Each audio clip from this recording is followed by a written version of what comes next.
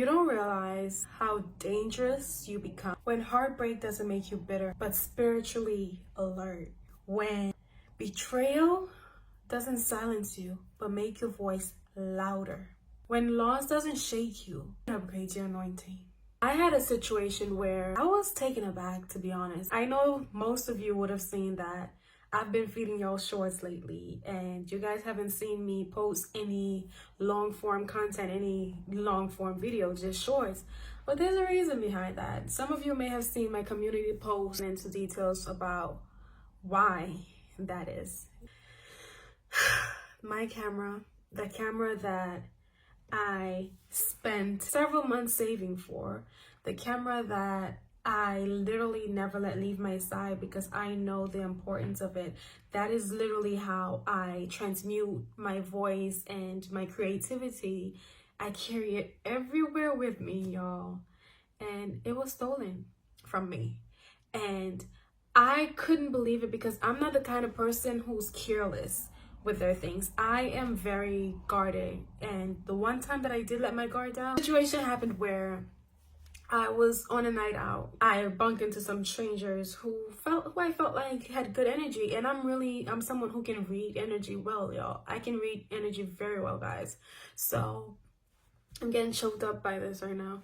So I was like, you know what? I've been in go mode, hustle mode. I've been going so hard, working, going overtime. It takes me 6 hours to edit those shower videos that you guys see. Them shower videos take me 6 hours to edit, and that's not counting the time that I use to film it.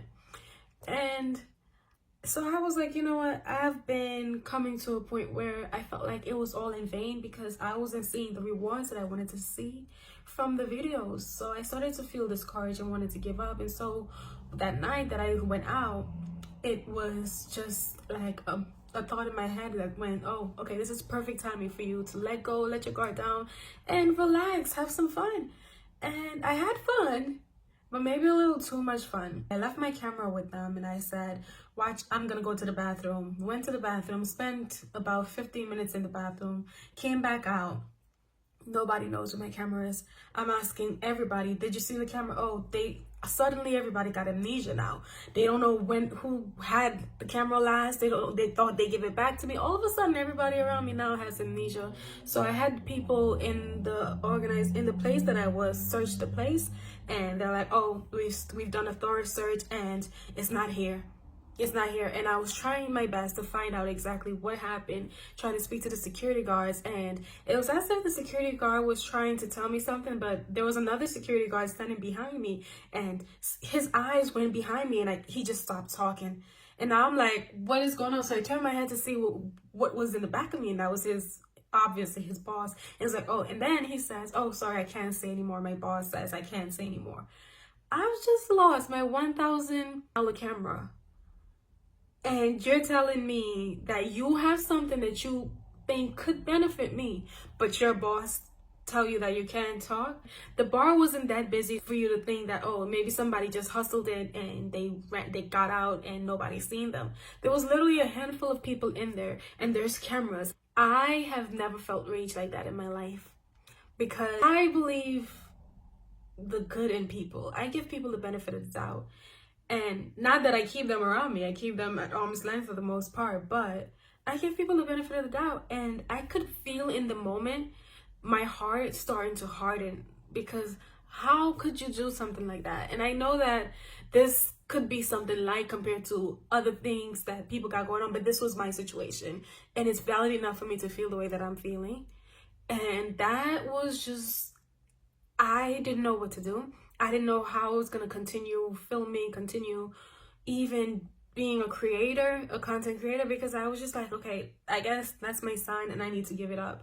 But I've realized that stolen camera wasn't theft.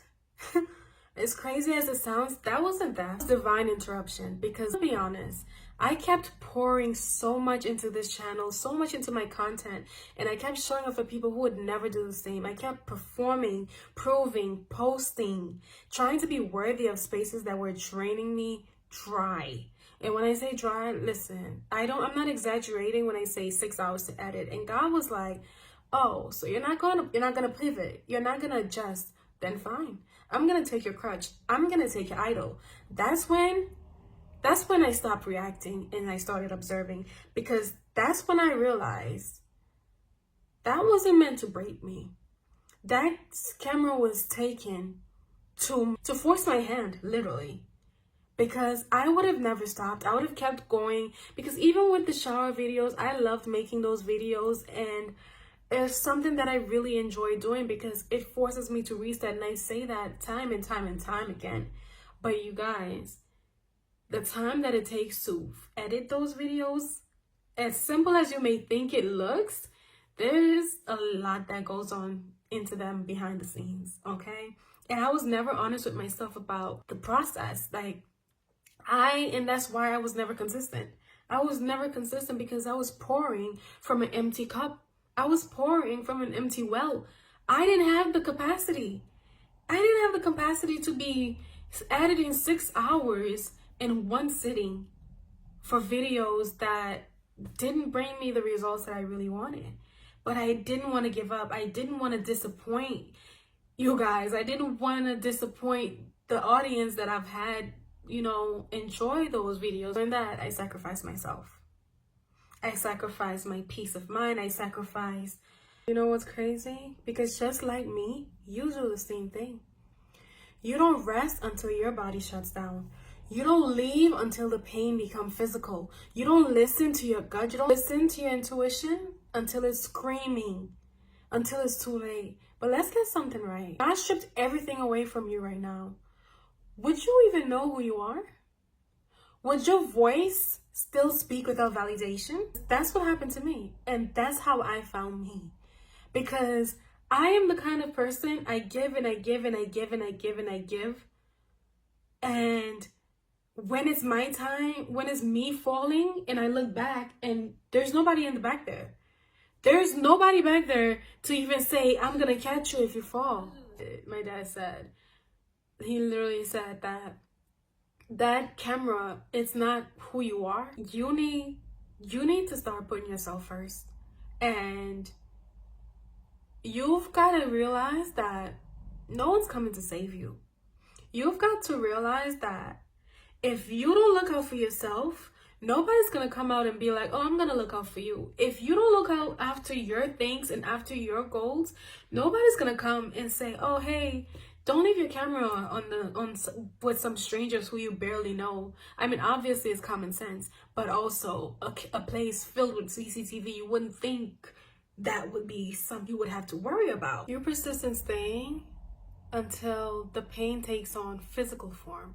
You refuse to listen to your intuition until it reaches the point of screaming and demanding attention. However, let me ask you a question. If God were to strip away everything from you right now, including your sense of self-worth and self-esteem, would you even know who you are? Would your voice still possess the power to speak without the need for validation? Would you still continue showing up if the one thing that you use taken away? And if the question to that is, yes, I would, it happened to me because I had to ask myself these hard questions. Are you going to show up regardless of what the circumstances are? Are you going to show up without the one thing that you religiously used throughout your whole journey? And that experience was my turning point to lead me to find myself. That moment of uncertainty and doubt, God was pushing me in a position to learn and grow. To realize that I've been carrying way too much on my shoulders and I refuse to let it go. Because I refused to, He took it away. He snatched it right out of my hands. I gained the ability to command my own path and decisions though throughout this whole experience. From that moment forward, I no longer created content. I no longer create content just for the sake of it. I began to create content that resonated with me. So if you're watching this, I don't care what you've lost, whether it's a camera, whether it's somebody who you thought was your ride or die, you couldn't possibly live without. I'm here to tell you, I don't care what it is that you've lost. And I'm gonna be honest, what really matters is that you still have you, is that you still have your soul, is that you still have your voice. You can come back from literally almost anything. But if you look at it from the lens of, oh, I can't go on because I don't have this, I can't go on because I no longer have them, then baby, you're doing the world a disservice. You'll go to your grave, but you go to your grave with a gift that you were supposed to give to somebody else. You basically robbed somebody else with the gift that you carry because you felt you couldn't handle the change of circumstance. You couldn't handle unpredictability. Gee, I need to start reading hard books. What the heck? Unpredictability. You couldn't handle unpredictability. But know that you're not alone. I would have never thought that I would stop showing up when they took the one thing that you made them believe you needed to keep going. Because now they've taken the one thing that you thought you needed, you've resurrected. You didn't just get through it, you were reborn and refined by it. And now you don't walk the same. You don't talk the same. You don't settle the same. You don't accept the same. Because when God strips everything that you thought you needed and you choose to rise, you become untouchable. Let them talk. Let them say that you've changed. Let them say that, oh, you move differently. Because the next time they see you, you won't be begging. You won't be proving. You won't be killing yourself, bleeding out slowly, thinking that if I just do enough, if I just pour out enough, maybe they'll finally see me. Maybe the rewards will come. It won't come. They won't see you. They won't see all of the hard work that you put in behind the scenes. They won't see you late nights you put it in. They won't see that you're giving your last $10 to them when they wouldn't have done the same thing for you. They don't see that. But you gave them permission to do those things to you. You allowed it to happen. I allowed my camera to be taken. Nobody else but me. It's my fault that it got taken. Because I trusted too easily. People who I don't even know from Adam. You let them hold something so precious. That was my fault. I'm not a victim here. I'm not a victim here. And neither are you. Because just the same way that they kept taking while you were giving, you can change that story. You have the authority to change that narrative. And let that be today. I'm not getting me a camera. I won't. My camera has to return to me. My camera has to come back. Because I don't lose things. I rarely lose things, you guys. I rarely lose things. And so if it was taken, it was for a reason. And I've seen so clearly as to the possibility of what the reasons were. I was doing way too much, and I would have never stopped. That's the crazy part. And that's how I do in relationships as well. I know I'm overdoing it. I know I'm little miss do too much, but I don't stop. You think when they don't reciprocate the energy that I give them, you think when they don't return the love that I give to them, I stop? No. Matter of fact, I pour in harder. Matter of fact, I go even stronger. And I don't know where along the line, because I looked at it from the lens that I do for you because I would want someone to do it for me. And I do for you not expecting something in return. And I give freely. I've come to realize that we live in a world where people just take. And they will take until your blood dry. And when your blood dry, they'll look at you as if you've never done a thing for them in your life. See, we're no longer even talking about the camera, but you see the layers that the camera unveiled. Because when I need you, suddenly you have responsibilities. When I need you, suddenly you can't do it right now. But when you need me, I'm putting on a Superwoman cape like Clark Kent. I'm giving you the last time and hoping for the best. And not even trying to hold you to say, yo, and I'm not the kind of person to rub something in your face when I do something for you.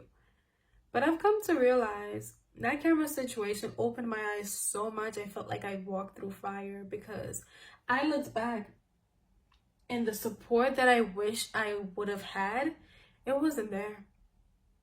What greeted me was silence. What greeted me were ghosts of the love that I gave. Of the times that I showed up, of the depth that I provided to people who couldn't even jump a puddle for me. I realize my pain isn't their pain. And it's not something that I wanted. I don't want my pain to become your pain, but at least be present. That's the bare minimum. Be present. But no, I didn't get any of that. And I'm not mad at them because I've allowed it. Because I've poured into cups that wasn't even pouring into mine. I don't know what kind of illusions or delusions that I've had, but one thing I can tell you, I'm woke now. And if you've watched this video to the end, this better have woken something up inside of you as well. Because this life will take from you. It will take, it will take, it will take, and it will give you nothing back if you don't get up in your authority and say, I had enough.